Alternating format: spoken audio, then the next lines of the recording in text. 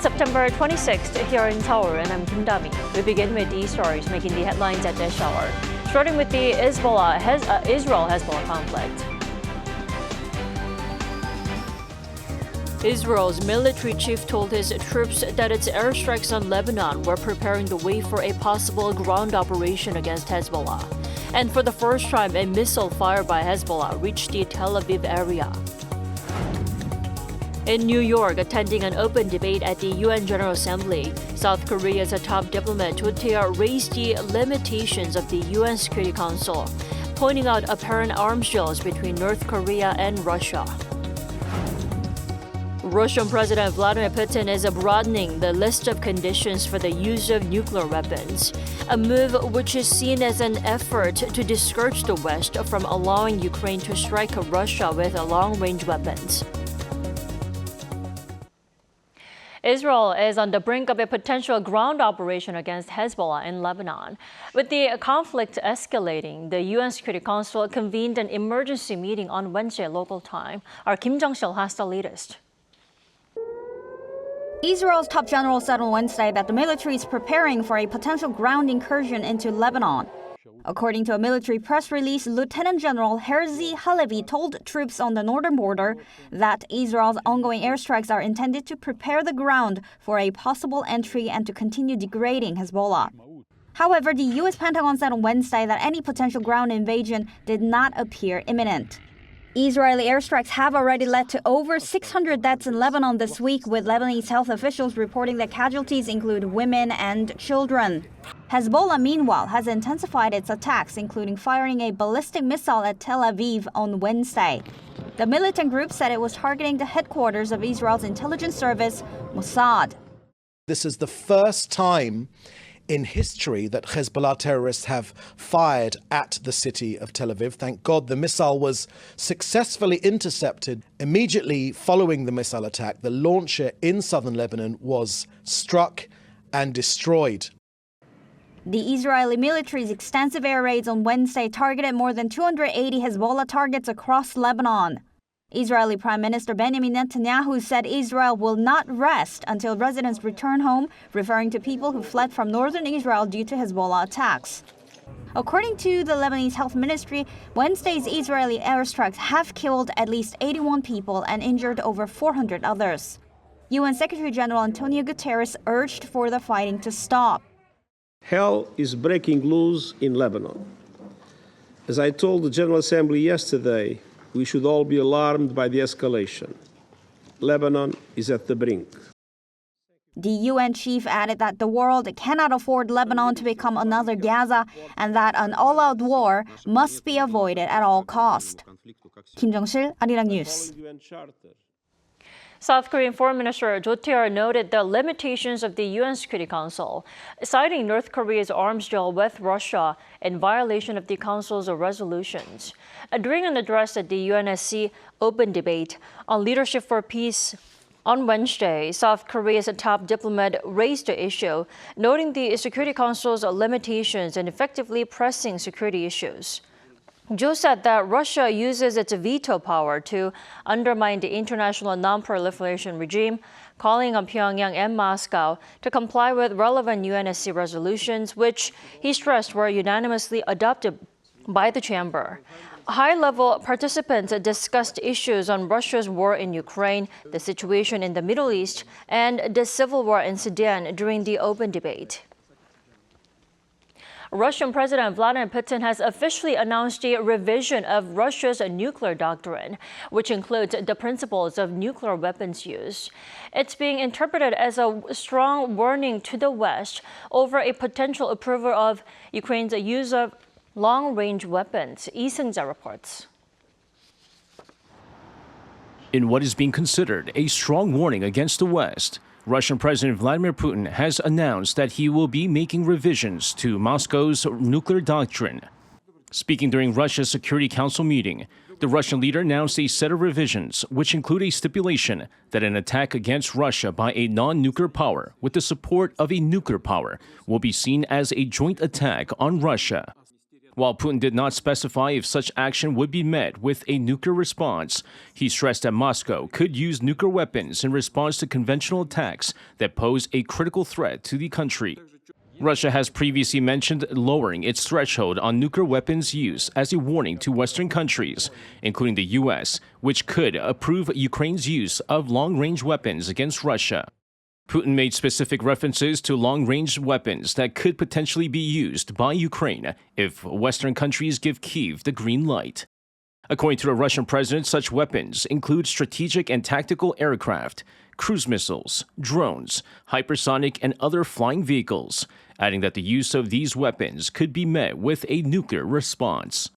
The revision not only applies to threats against Russia, but any attack on its ally Belarus. 이승재, Arirang News.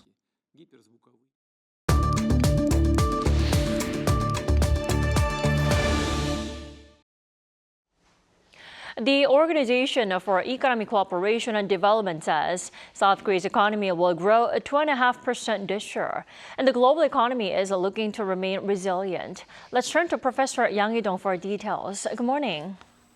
Good morning.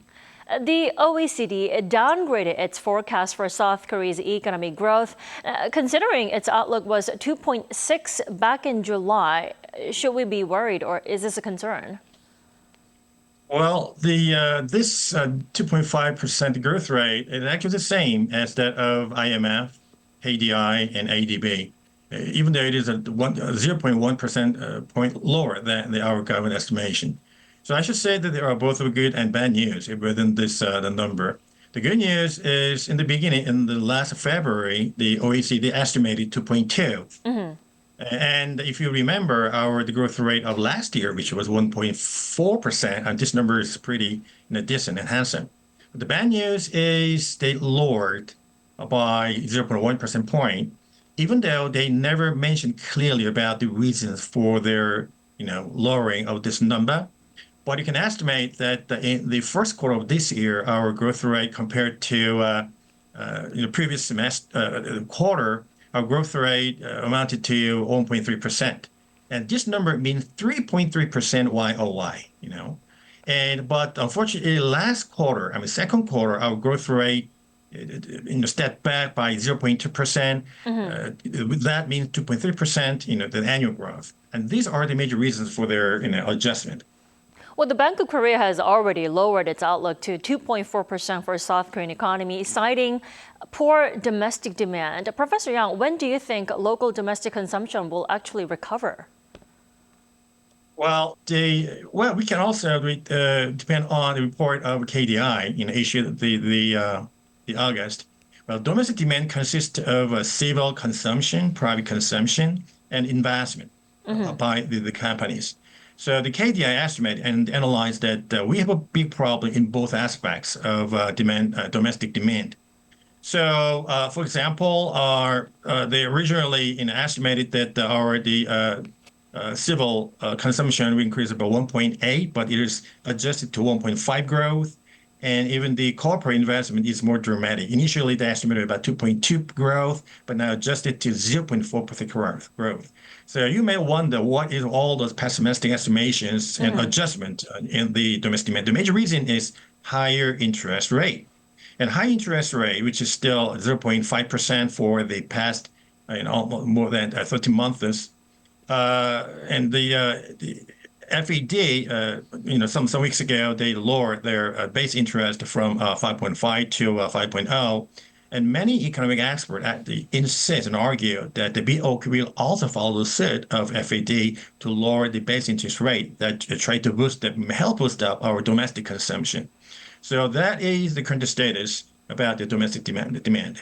Right, a rate cut for South Korea may be just around the corner following the Fed's decision. Now, in the meantime, according to the OECD, again, the global economy will pick up to 3.2% this year and also next year.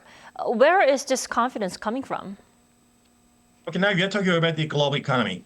Well, the last report issued in May, they estimated about 3.1%. And now they adjusted to 3.2%, which is 0.1% higher, which is good. Well, there are a couple of reasons behind their optimistic estimate. The first one is global production is increasing. that may lead to growth in your income, your expenses, and domestic consumption. And another reason behind this optimistic estimation is inflation rate stays pretty decent. Globally, most of the interest rate of the G20 countries will achieve their original goals. Now, how well it is? Well, the domestic consumption price index will be about 5.4%, and it will be reduced to 3.3 last year. Even though this number is still high compared to FED's insistence on the normal price increase, which is about 2%, but we are moving very well. It's very closer, step by step, towards the level before we had the COVID-19. So that is why they come up with a very the optimistic estimation of the global economy. Well, the Asian Development Bank also said on Monday it believes the economies in the Asia and Pacific regions will expand 5% this year and also 4.9% next year. But it also noted aftermath of the U.S. presidential election may bring some challenges. Let's talk about that. Is that so? Well, first of all, the ADB also adjusted the estimation to a very optimistic view. In the last April, they estimated 4.9 and now adjusted to 5.0.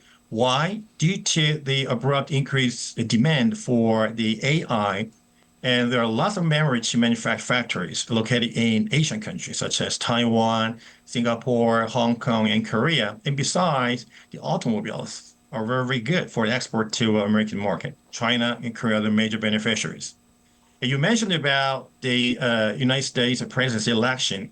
Yes, many people have a very great concern on this because both of Trump and Harris maintain the same, the perspective and the posture as Biden. That means American first policy will remain the same, no matter who is elected.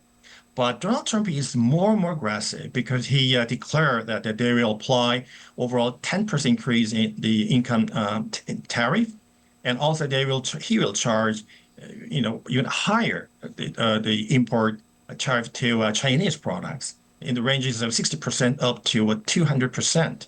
So that's why many people have deeply great concerns about the impact of American presidency, particularly in the Asian region, especially when Donald Trump could be elected. Yeah, we could definitely expect a stronger protectionism from the new leadership in the U.S. But does that mean the results of the presidential election will also affect South Korea's economic growth, or is this an overreaction? What do you think? Well, I think that concern is pretty reasonable. If you take a look at the report of KIET, then you can see that if the Donald Trump take over, or even the Harris could be less, the threat. If anyone is taking over the power, they may try to make some changes in IRA that provides the subsidy or tax deduction to the environment-friendly products. So a good example is secondary, the batteries. And lots of Korean companies such as LG, Energy Solution, SK On, Samsung, STI, they invest a lot to build up their factories for second batteries. So if the American government reduces the tax subsidy, the demand for second batteries or related cars will reduce. Well, that could be the primary impact on those companies. But I think that those reduced demand will move into the increase for the traditional automobiles like the Hyundai Motors. So we have both the pros and cons impact if the new president eradicates or adjusts this IRA. Alrighty, Professor Yang, thank you so much for your insight. As always, you have a wonderful day. Great. Have a good day. Thank you.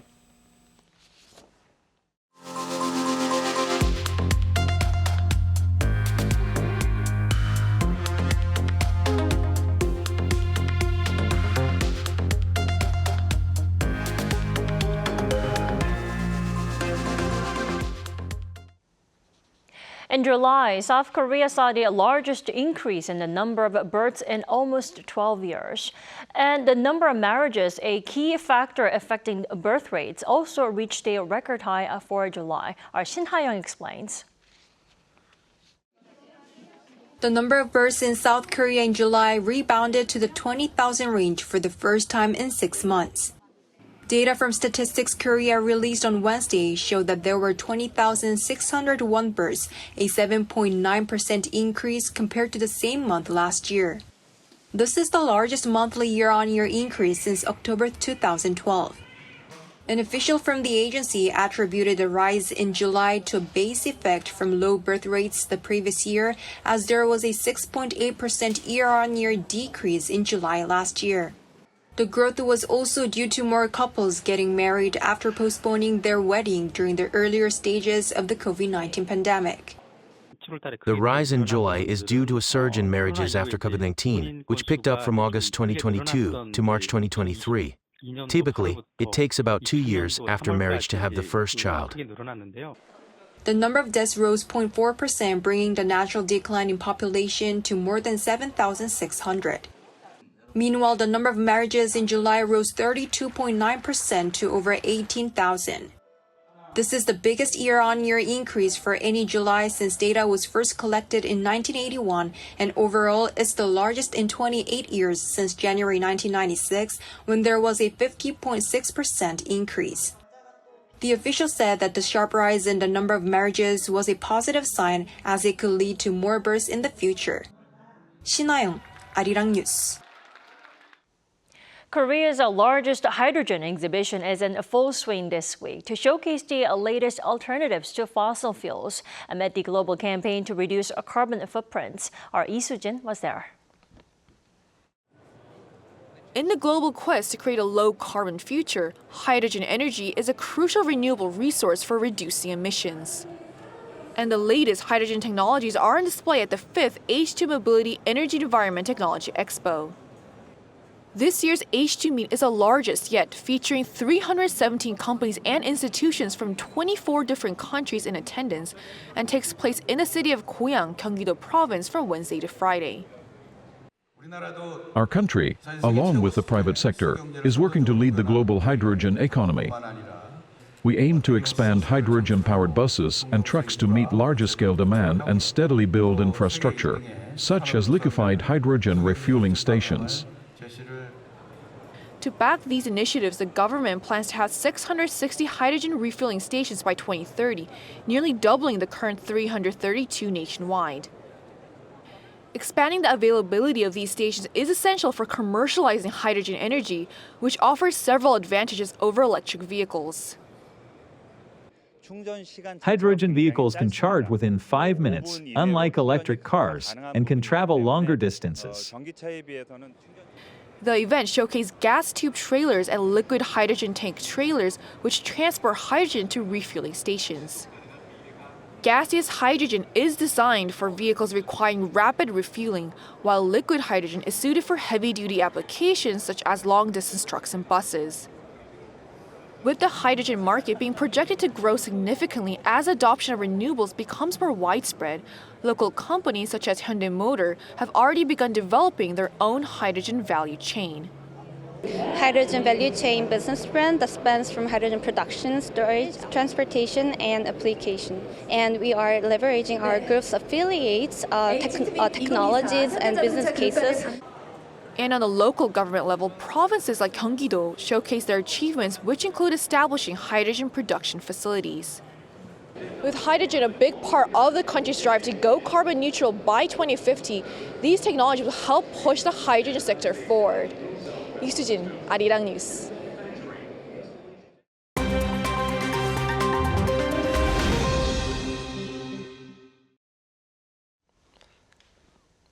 Good morning, I'm Kim Si-young, and this is The World Now. We begin today in France, where the murder of a 19-year-old female student last weekend in an exclusive Paris neighborhood by an immigrant has fueled new calls from the French right to toughen immigration laws. The body of the woman named Philippine was found in a West Paris park on Saturday. Her suspected killer, a 22-year-old Moroccan man, identified by the French media as Taha O, was arrested in Geneva on Tuesday, where he currently awaits deportation to France. According to Le Monde newspaper, Taha O was due to be expelled from France after serving 5 years in prison for raping a student in 2019. He was set free on September 3rd, but administrative issues and delays meant he was able to disappear before deportation paperwork was finalized. France's far-right RN party's president, Jordan Bardella, said that a migrant who had no right to remain in the country was able to offend again with total impunity. He called the justice system too lenient and called on the government to act. Now, France's new Interior Minister, Bruno Retailleau, said on X social media that it is up to the public officials to change France's legal arsenal in order to protect its people. Now, next to Mexico, where protesters threw firecrackers at the Mexican Senate building on Tuesday in a demonstration to seek justice for students who were abducted from a teachers' college in Mexico's Guerrero state 10 years before. The remains of only 3 students were subsequently returned to families following the tragic events of September 26, 2014, when 43 students from the Ayotzinapa Rural Teachers College disappeared, reportedly kidnapped by corrupt police officers working with the local drug cartel, with later evidence pointing to involvement by the Mexican army as well. In 2022, the Mexican government said there was no evidence of survivors and declared the case a state crime. However, the families continue to hold on to hope for the victims' return or for the truth to be uncovered and justice to be served. Supporters of the LGBTQ+ community gathered in central Bangkok on Wednesday to celebrate the Thai king's royal endorsement of a same-sex marriage law. The event included a variety of rainbow-colored performances, with attendees lying down to write their wishes on a white canvas.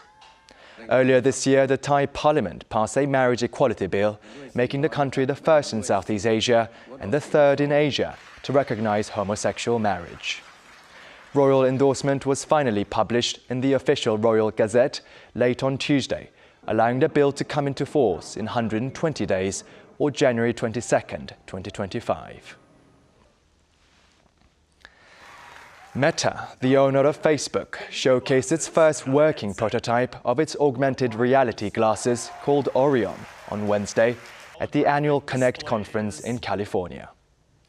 Now, the company's chief executive, Mark Zuckerberg, told an audience at Meta HQ that the Orion glasses show the physical world with holograms overlaid. Orion allows users to interact with the glasses through hand tracking, voice, and a wrist-based neural interface. According to Meta, the rather chunky-looking glasses are made of magnesium alloy and powered by custom silicon designed by the company.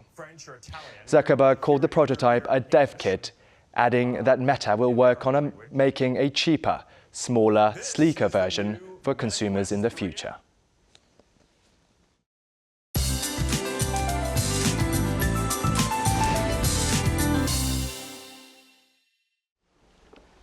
Good morning. A soft breeze to start the day, but the September heat wave continues in most parts this afternoon, with highs jumping to the upper 20s with on and off rain in the forecast. The capital and Gangwon-do will see 5 to 20 millimeters of rainfall through the first half of the day. Then there could be nationwide passing rain with another 5 to 20 millimeters in store, along with thunderstorms. Afternoon temperatures will be 2 to 4 degrees higher than season norms this afternoon. Seoul gets up to 27 degrees, but southern provinces will be much warmer, with Daegu and Gwangju topping out at 29 degrees, Gyeongju, Busan warmer at 30 degrees Celsius. Air quality will be good nationwide all day today. Sunny skies return just in time for the weekend, but the East Coast could see showers with easterly winds. Hotter days will slip away next week, as rain early next will bring cooler air to the country, so we can finally put away those summer clothes. That's Korea for you, and here's a look at the international weather conditions.